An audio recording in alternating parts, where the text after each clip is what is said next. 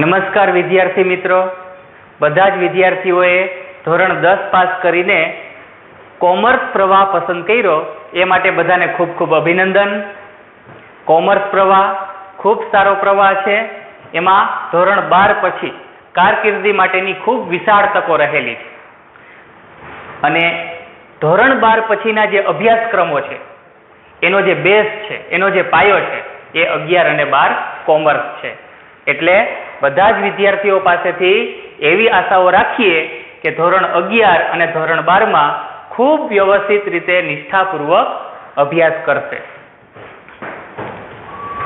11 કોમર્સમાં તમે બધા 5 નવા સબ્જેક્ટથી પરિચિત થશો. ઇંગ્લિશ અને ગુજરાતી એ 2 લેંગ્વેજ, એ તો તમારે 10મામાં પણ આવતી અને 11મામાં પણ આવશે, 12મામાં આવશે. પણ નવા 3 થિયરિકલ સબ્જેક્ટ, જેમાં એક અર્થશાસ્ત્ર, બીજું વાણિજ્ય વ્યવસ્થા અને સંચાલન અને ત્રીજું સેક્રેટેરિયલ પ્રેક્ટિસ અને વાણિજ્ય પત્ર વ્યવહાર. આ 3 થિયરિકલ સૈદ્ધાંતિક સબ્જેક્ટ અને 2 પ્રેક્ટિકલ સબ્જેક્ટ નામાના મૂળ તત્વો અને આંકડાશાસ્ત્ર, એનો પણ તમે અભ્યાસ કરશો. એટલે આ નવા સબ્જેક્ટ સાથે હવે આપણે આગળ વધવાનું છે અને એનો જે બેઝ છે, એનો જે પાયો છે એ 11 કોમર્સ છે.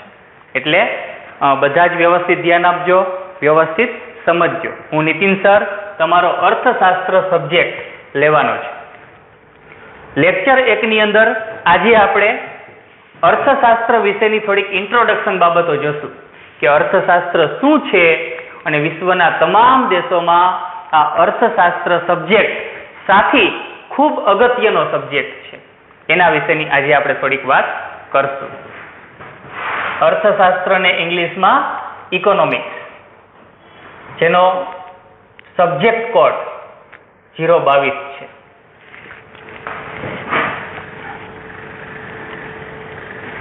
અર્થશાસ્ત્રનો આપણે એક સામાન્ય અર્થ જોઈએ, સમજીએ. અર્થ એટલે નાણું, મની, રૂપિયા, પૈસા. જ્યારે શાસ્ત્ર એટલે વિશિષ્ટ પ્રકારનું જ્ઞાન આપતું પુસ્તક. અર્થ એટલે નાણું અને શાસ્ત્ર એટલે વિશિષ્ટ પ્રકારનું જ્ઞાન આપતું પુસ્તક. આના ઉપરથી આપણે એક સામાન્ય અર્થ એવો તારવી શકીએ કે નાણાકીય બાબતો અંગેનું, એટલે કે આર્થિક બાબતો. નાણાકીય બાબતો એટલે આર્થિક બાબતો. નાણાકીય બાબતો અંગેનું વિશિષ્ટ પ્રકારનું જ્ઞાન આપતું પુસ્તક. વિશિષ્ટ પ્રકારનું જ્ઞાન આપતું પુસ્તક એટલે અર્થશાસ્ત્ર. અર્થશાસ્ત્ર આપણને શેનું જ્ઞાન આપે છે? તો કે નાણાકીય બાબતો અંગેનું, આર્થિક બાબતો અંગેનું વિશિષ્ટ પ્રકારનું જ્ઞાન પૂરું પાડે છે અર્થશાસ્ત્ર. કઈ રીતે વધુને વધુ નાણું પ્રાપ્ત કરી શકાય, પ્રાપ્ત કરેલું નાણું કઈ રીતે ખર્ચવું જોઈએ કે જેથી વધુને વધુ જરૂરિયાતો સંતોષી શકાય, મહત્તમ સંતોષ મેળવી શકાય, આપણા જીવન ધોરણને ઊંચું લઈ જઈ શકાય, એ બધી બાબતોનું જે જ્ઞાન છે, વિશિષ્ટ પ્રકારનું જ્ઞાન, એ આપણને અર્થશાસ્ત્ર સબ્જેક્ટ આપે. એટલે અર્થ એટલે નાણું, શાસ્ત્ર એટલે વિશિષ્ટ પ્રકારનું જ્ઞાન આપતું પુસ્તક. એના આધારે આપણે સામાન્ય અર્થ એવો તારવવાનો કે નાણાકીય બાબતો, આર્થિક બાબતો અંગેનું વિશિષ્ટ પ્રકારનું જ્ઞાન આપતું પુસ્તક એટલે અર્થશાસ્ત્ર. કઈ રીતે નાણું પ્રાપ્ત કરવું, વધુને વધુ નાણું કઈ રીતે પ્રાપ્ત કરવું અને પ્રાપ્ત કરેલું નાણું કઈ રીતે ખર્ચવું કે જેથી મહત્તમ જરૂરિયાત સંતોષાય અને મહત્તમ સંતોષ મળે. એ જ હેતુ અર્થશાસ્ત્રનો છે. લોકોના જીવન ધોરણને કેમ ઊંચું લઈ જવું, એવો હેતુ અર્થશાસ્ત્ર ધરાવે છે. હવે આપણે એ બાબત સમજવી છે કે વિશ્વના તમામ દેશોમાં, સમગ્ર વિશ્વમાં અર્થશાસ્ત્ર વિષય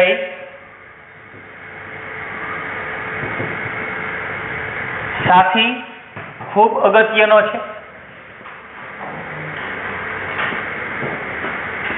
તેની ચર્ચા કરશું હવે આપણે. સમગ્ર વિશ્વમાં અર્થશાસ્ત્ર વિષય સાથી ખૂબ અગત્યનું સ્થાન ધરાવે છે, એના માટેની થોડીક વાત કરીએ. બધાને ખ્યાલ છે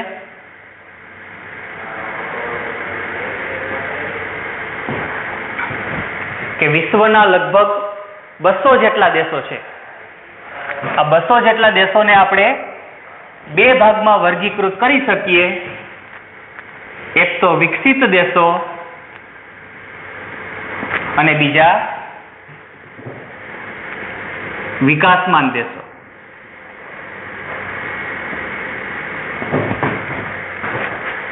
વિકસિત દેશોમાં America, France, Britain, Germany, Japan, આ દેશોનો સમાવેશ થાય.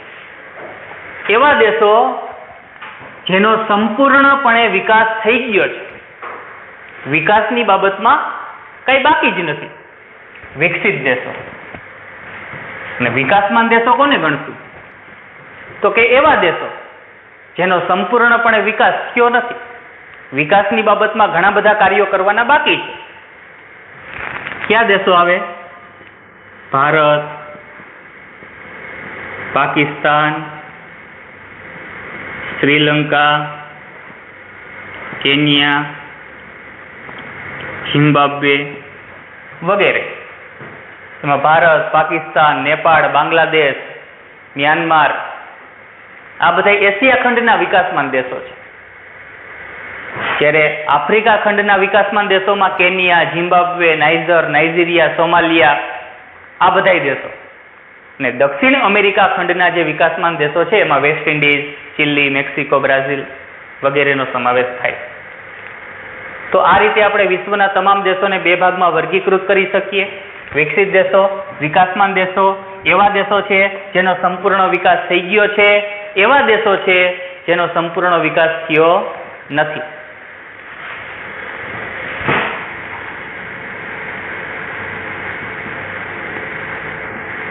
આર્થિક સમસ્યાઓ એટલે કે નાણાકીય સમસ્યાઓ.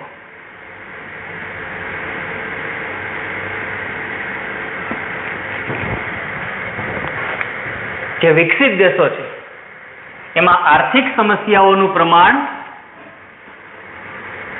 ઓછું હોય અને એની સામે જે વિકાસમાં દેશો છે એમાં આર્થિક સમસ્યાઓનું પ્રમાણ વધુ હોય. નાણાકીય સમસ્યાઓ, આર્થિક સમસ્યાઓ એટલે એવી સમસ્યાઓ જે નાણાંની તંગીને લીધે ઉદ્ભવે. જેમાં એક્ઝામ્પલ આપીએ તો ગરીબી, બેરોજગારી, વસ્તી વધારો, નિરક્ષરતા, ગંદકી, સામાજિક દૂષણો એટલે કે ગુનાખોરી, ભ્રષ્ટાચાર વગેરે. આ બધી આર્થિક સમસ્યાઓ કે જે વિકાસમાન દેશોમાં વધારે હોય, વિકસિત દેશોમાં આ સમસ્યાઓ ઓછી હોય.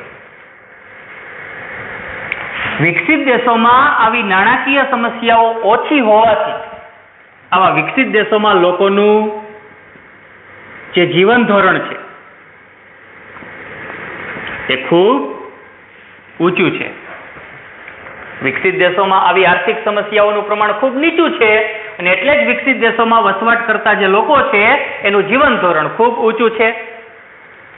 આ લોકો મજાની લાઈફ જીવે છે, સરસ મજાના સારી સુવિધાવાળા બંગલોઝમાં રહે છે, પોષણક્ષમ આહાર મેળવે છે, ફેશનેબલ કપડાં પહેરે છે, સારું જીવન જીવે. પણ એની સામે જો વિકાસમાન દેશોમાં વસવાટ કરતા લોકોની વાત કરીએ તો વિકાસમાન દેશોમાં આવી આર્થિક સમસ્યાઓ વધુ માત્રામાં હોવાથી આવા દેશોમાં લોકોનું જીવન ધોરણ ખૂબ નીચું છે. લોકોનું જીવન ધોરણ કેવું છે? ખૂબ નીચું.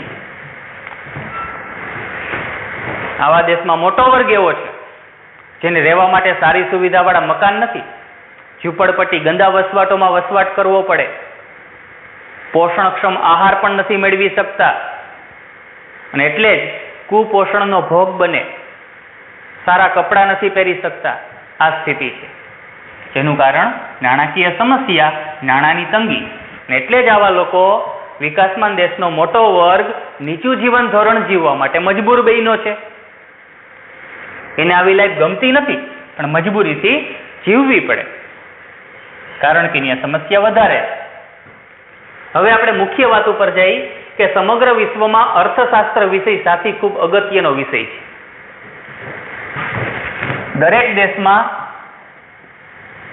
કેન્દ્ર સરકાર હોય. આપણે પણ અહીં દિલ્હીમાં બીજેપી સરકાર, કેન્દ્ર સરકાર. કેન્દ્ર સરકારની અંડરમાં અર્થશાસ્ત્રીઓની મોટી ટીમ કાર્ય કરતી હોય.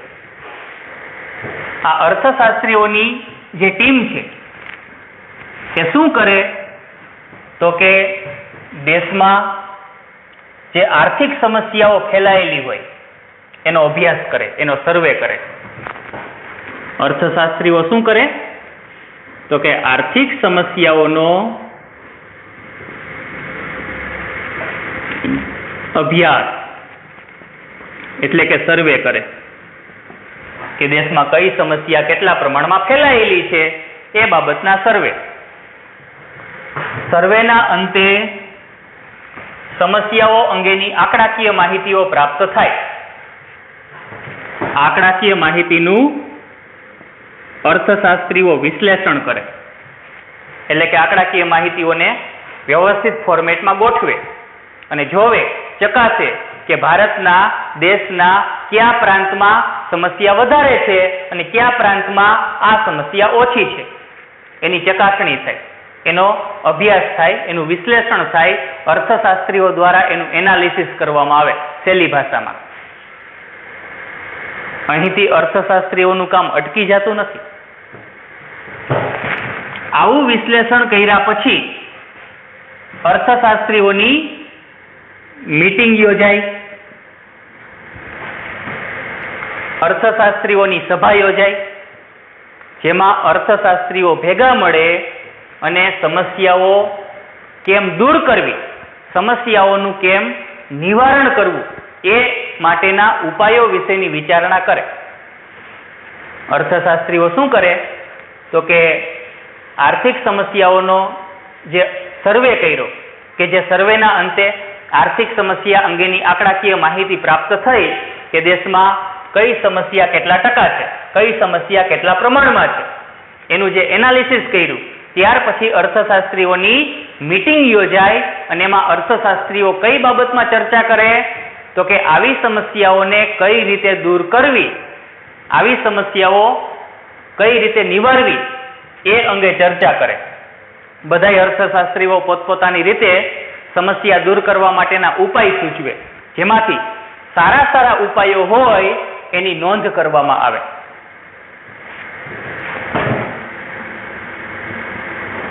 ઉપાયો વિશે મીટિંગમાં વિચારણા થાય અને જે સારા ઉપાયો હોય એની નોંધ કરવામાં આવે અને એનો એક વિસ્તૃત રિપોર્ટ, એનો એક વિસ્તૃત અહેવાલ તૈયાર કરવામાં આવે.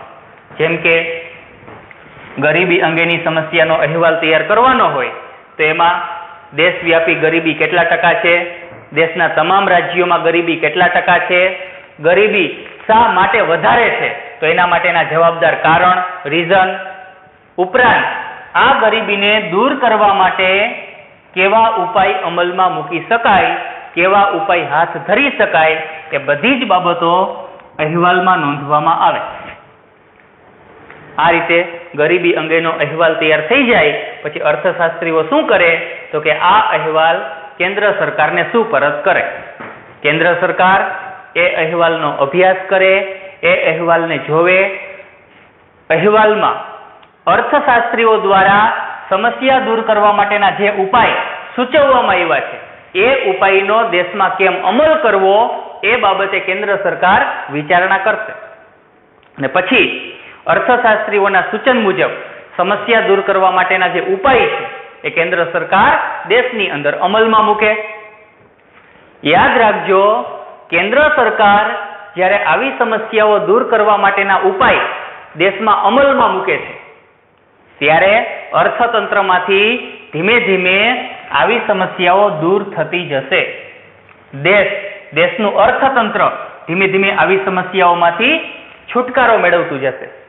જેમ કે ગરીબી અને બેરોજગારી ઘટાડવા માટે જો અર્થશાસ્ત્રીઓએ એવું સૂચન કર્યું હોય કે વિશિષ્ટ પ્રકારની યોજનાઓ અમલમાં મૂકો, વિશિષ્ટ પ્રકારના કાર્યક્રમો અમલમાં મૂકો, તો કેન્દ્ર સરકારે ગરીબી અને બેરોજગારી ઘટાડવા માટે વિવિધ યોજનાઓ અમલમાં મૂકી છે. જેમ કે પ્રધાનમંત્રી જનધન યોજના, સ્વર્ણ જયંતિ ગ્રામ રોજગાર યોજના, સ્વર્ણ જયંતિ શહેરી રોજગાર યોજના, અંત્યોદય યોજના, જાહેર વિતરણ વ્યવસ્થા, જવાહર રોજગાર યોજના, આવી અનેક યોજનાઓ કેન્દ્ર સરકારે અમલમાં મૂકી. હેતુ શું છે? ગરીબી અને બેરોજગારી જેવી સમસ્યાઓ ઘટાડવી. તો અર્થશાસ્ત્રીઓના સૂચનોને ધ્યાનમાં રાખી કેન્દ્ર સરકાર આ પ્રકારના નિર્ણય લેતી હોય, ઉપાયો અમલમાં મૂકતી હોય, સમસ્યાને દૂર કરવા માટેના કેન્દ્ર સરકાર પ્રયત્નો કરતી હોય અને એ રીતે દેશને સમસ્યા મુક્ત કેમ કરવો એ માટેના સઘન પ્રયાસો થતા હોય. એટલે કે આ અર્થશાસ્ત્રીઓના જે સક્રિય પ્રયત્નો છે એના લીધે જ દેશ આર્થિક સમસ્યાઓમાંથી ધીમે ધીમે મુક્તિ મેળવે છે. ક્રમે ક્રમે આર્થિક સમસ્યાઓમાંથી દેશ મુક્તિ મેળવતો જાય છે અને પરિણામે દેશનું કલ્યાણ થાય છે, સમાજનું કલ્યાણ થાય છે, સમાજના લોકોનું કલ્યાણ થાય છે. યાદ રાખજો, જ્યારે દેશને આવી સમસ્યાઓમાંથી મુક્તિ મળતી જાય છે ત્યારે દેશના લોકોનું જીવન ધોરણ પણ સુધરતું જાય છે, દેશના લોકોનું જીવન ધોરણ પણ ઊંચું જતું જાય છે અને એ બહુ જરૂરી છે.